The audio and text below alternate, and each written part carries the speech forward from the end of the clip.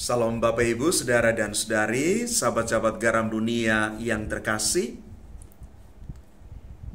Matatias di dalam bacaan pertama yang diambil dari kitab pertama Makabe, bab 2 ayat 15 sampai dengan 29. Tampil sebagai orang yang luar biasa.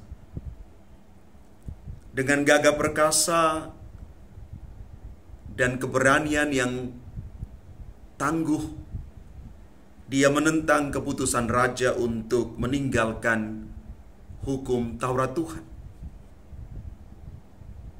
Dia tidak mau menyimpang sedikit pun dari perintah Yahweh.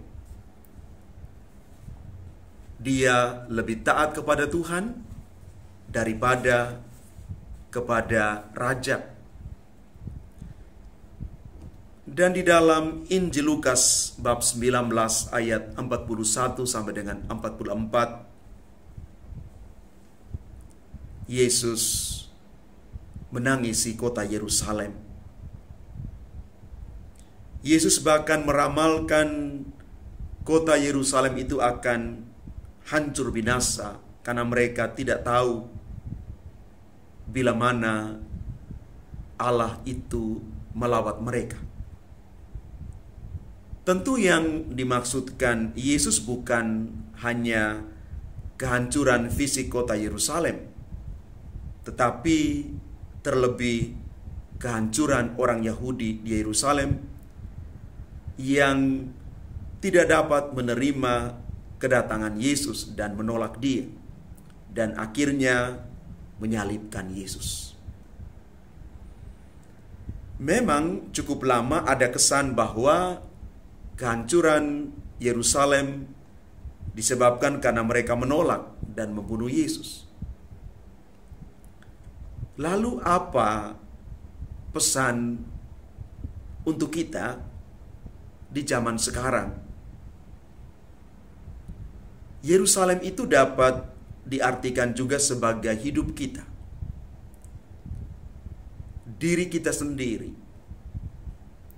Diri kita itu adalah tempat tinggalnya Roh Kudus, sehingga kita dapat menyapa Allah sebagai Bapa kita.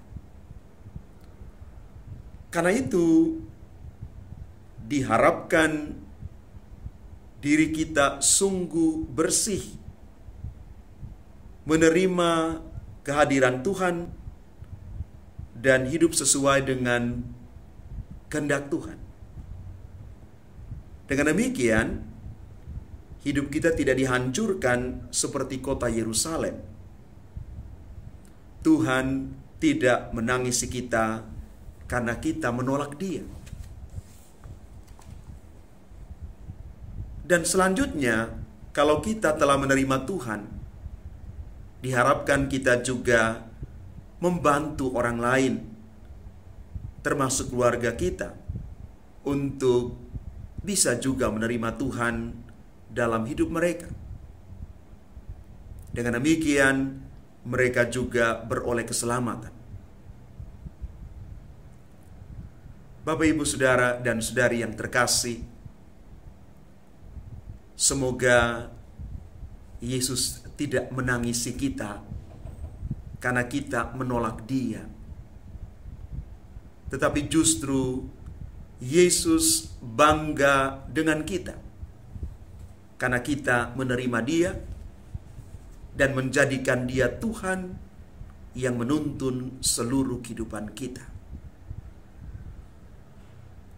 Mari kita belajar satu hal, bahwa kita juga perlu menangisi dosa, kelemahan, dan kekurangan-kekurangan kita, supaya kita juga boleh mengalami pembaharuan di dalam hidup. Tuhan memberkati kita sekalian. Amin.